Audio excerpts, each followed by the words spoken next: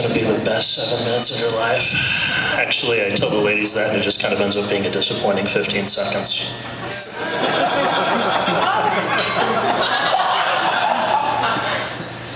So tonight I'd like to talk a little bit about the plight of the white man, specifically in the context of dating in San Antonio.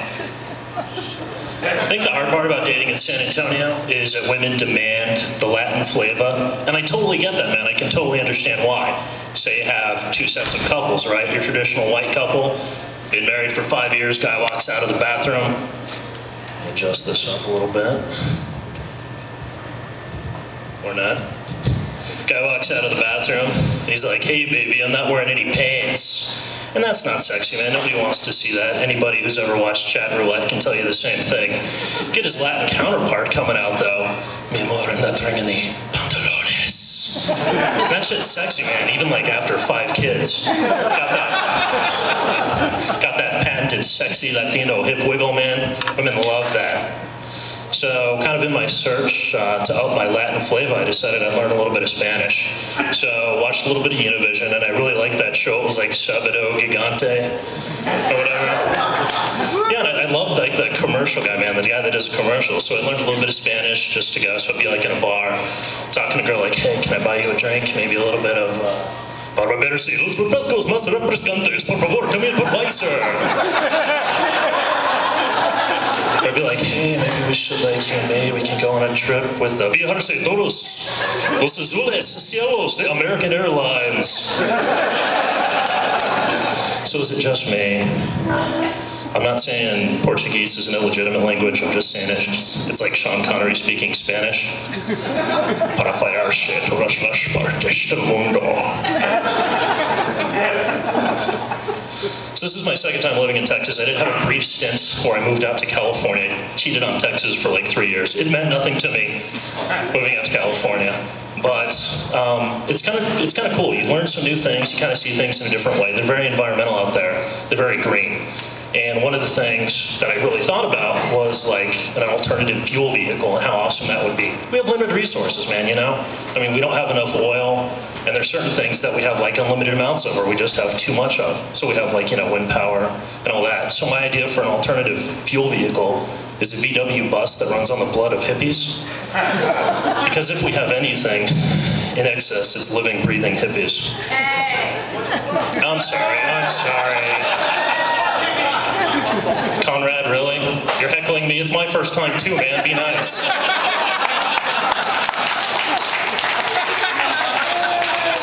So the genius of it is, as it burns off the THC in their bloodstream, it attracts more hippies. But the bad part of it is, it does have that patchouli smell. But you can totally get around, man, like Northern California, the Pacific Northwest, Austin, wherever you want to go. It's totally awesome. So the other thing that they have a lot of in California is a lot of diversity, a lot of cultural and geographic diversity. 100 miles south of San Francisco is a city called Salinas. It's around where John Steinbeck wrote The Grapes of Wrath. And it's a large migrant population. And I think the best example between the two cities is the fact that in Salinas versus San Francisco, cockfighting is two completely separate things.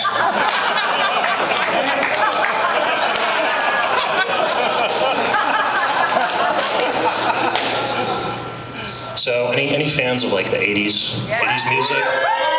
I'm surprised at the 80s. I'm just amazed that it didn't collapse under its own irony, under the weight of its own irony. When I listen to 80s music, I naturally put it into one of two buckets: gaities and straighties. And if you think about it, man, it's pretty self-explanatory. Gaities is like your Pet Shop Boys, your Erasure, your Smiths, even though Morrissey thought he wanted his own third category. Oh, I'm asexual. Bullshit, Morrissey. Bullshit, Morrissey, get in the gaities bucket. Then in straighty stuff, you know exactly what you have. You have like your Def Leppard, your AC/DC. What else we got? Scorpions, all that stuff in there. I totally forgot where I was going to go here with this, but it's pretty good. Oh yeah. So check it.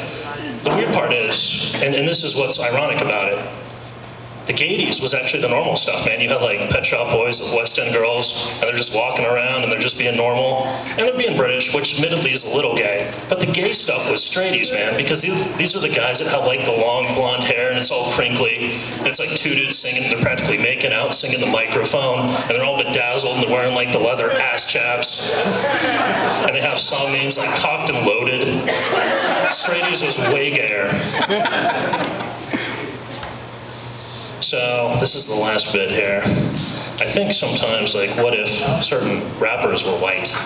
How would it work? Because, like, Sir Mix-a-Lot, man. Sir Mix-a-Lot were white. It's really hard to rhyme. I want to get with you and take your picture. And if the rapper Snow were white, would the album 5.5 Inches of Snow really sold that well?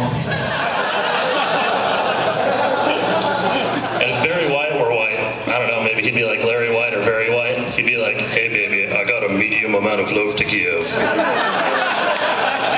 You guys have been very nice. Thank you very much.